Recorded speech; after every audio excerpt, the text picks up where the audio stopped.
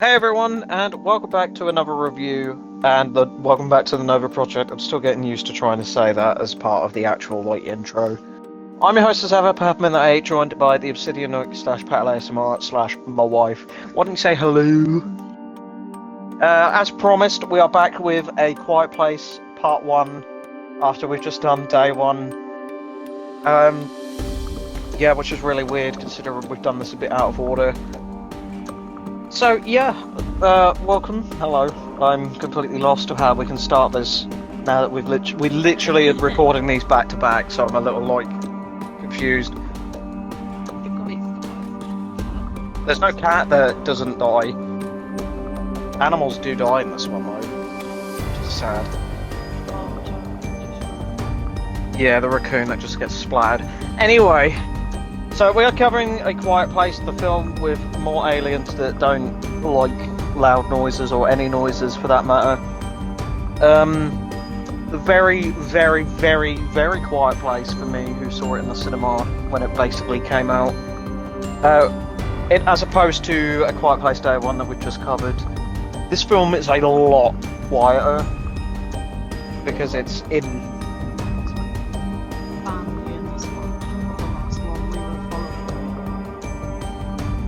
We're following essentially two strangers and a cat.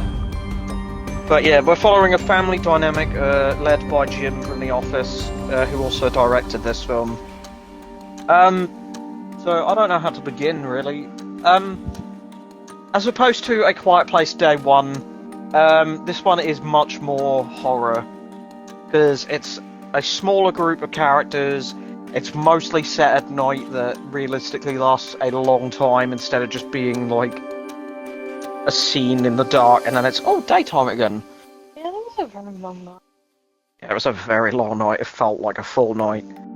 But yeah, there's a lot more horror in this one as opposed to Day 1. And Part 2, which I have to mention because we mentioned it a lot in the last one. Part 2 we haven't seen yet. We've got that on DVD. We'll cover that in. Did you watch that? Part 2. Yeah. No, I haven't seen Part 2. That's all. That's really new to you. Yeah, minus a few clips I've seen online. Yeah, we've got it on DVD now, we'll cover it at some point. But because we're doing these two back to back, we are not gonna do part 2 just yet. We're gonna find something else first.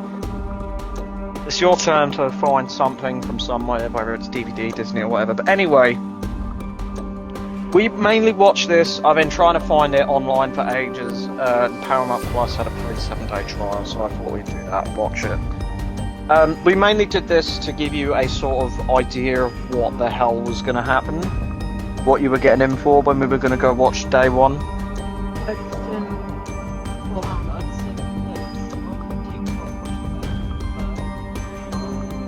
Yeah, the giving birth as a monster is right outside the door.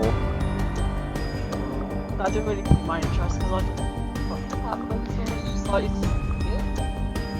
I've heard of it.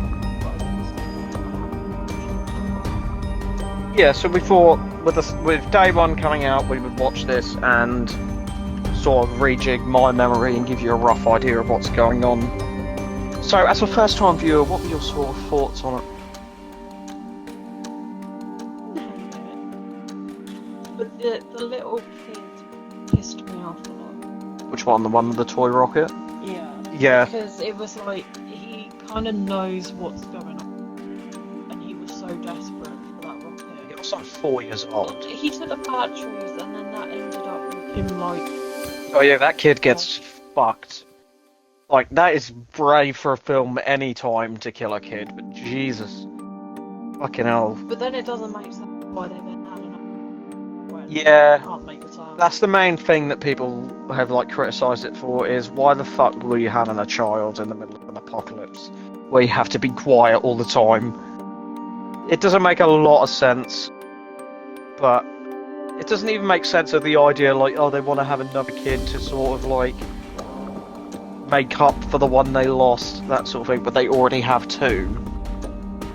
But then it's because every film, it feels like someone's sacrificing themselves. Yeah, this one was very like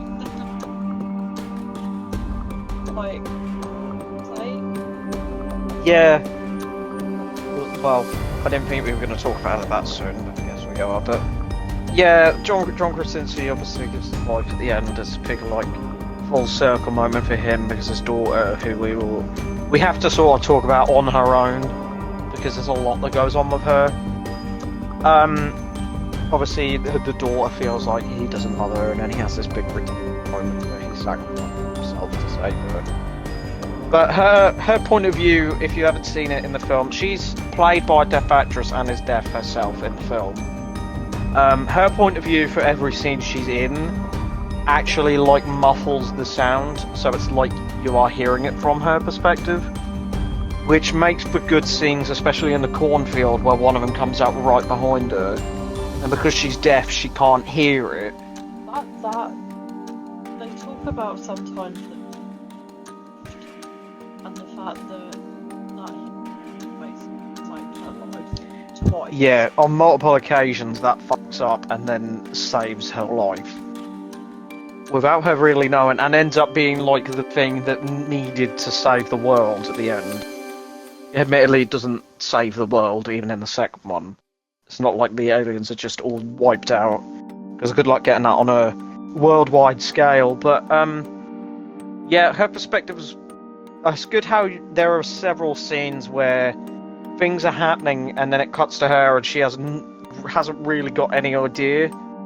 Like when the rocket goes off and is making all the noises, it cuts to her and she can just see everyone panicking.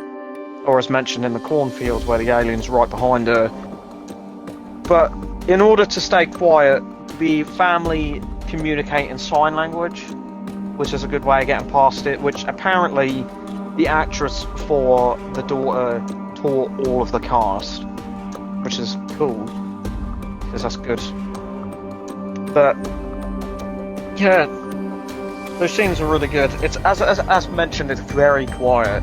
Like, there's videos and stuff online of like the sound waves throughout the film, where you can sort of guess the jump scares and stuff like that. But when I was in the cinema, you really could feel those loud moments when it's pitched, like the silence. It's really hard to read popcorn as well.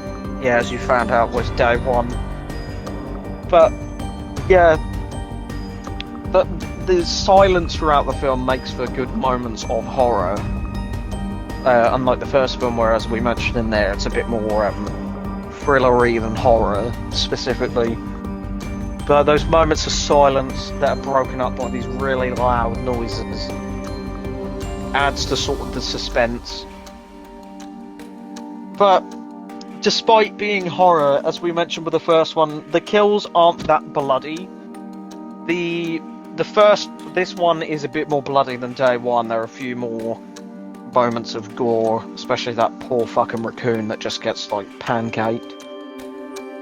But yeah, again, it's a small cast of characters, as opposed to day one where there was a lot of people in it. Whereas this one is just mainly the family and a couple of that like old people in the forest. Yeah. But I definitely enjoyed it. I really loved it when I first saw it come out.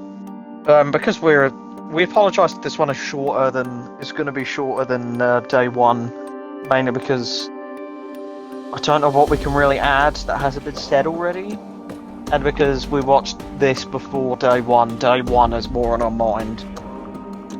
But the moments of horror are really good. There's the disgusting moment that you said that we had to bring up, of her putting her foot through a sticky uppy nail, which is not great when you're in the middle of an apocalypse where you got shot up and you stand on a nail while also pregnant. Which I said to you reminded me of Ready or Not, where she puts her hand through one. But oh yeah, well done. Well, she drops a photo frame, but good god, ouch. Yeah, that is nasty shit. She had the No, it's a different bit. She comes down into the basement for whatever reason, and she drops the photo frame. And then she just. That's when I think she was on her water had just broke. But anyway, I forgot to mention, but John Krasinski and Emily Blunt are two like leads. The main couple are actually married in real life. Adds a lot of sincere moments where the two are together, and there's that moment they dance with the earphones in. It makes a difference in having two people who have no like romantic interest or whatever in each other. Other than that, I don't know what else we can really add that hasn't been said already, because this film is a few years old now. But we wanted to talk about it because we'd just seen day one and we thought, fuck it, might as well do them both. I think boy can have the best kill. Well, the boy with the rocket. Yeah. Yeah, that is shocking and sad, and our main like trigger for the events of the film. And the worst kill. The worst kill I'm giving to the old woman who was in the woods, who's dead on the ground, because it's an off-screen death. You know the one. The old guy then screams afterwards. I think she can get it because it's off-screen. Did you have a different one? Were you gonna say? I was gonna say the male who just stood there and screamed.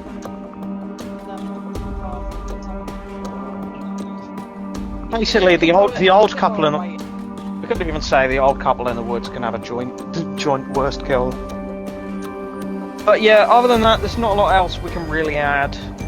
Again, we got our best kill, worst kill. But other than that, we're gonna end it here because it's getting way too hot and we need the fan back on.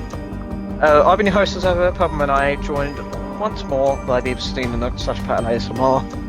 Excuse me. Whose links you can find inside of the description alongside all of mine, and we will see you next time for something that isn't A Quiet Place.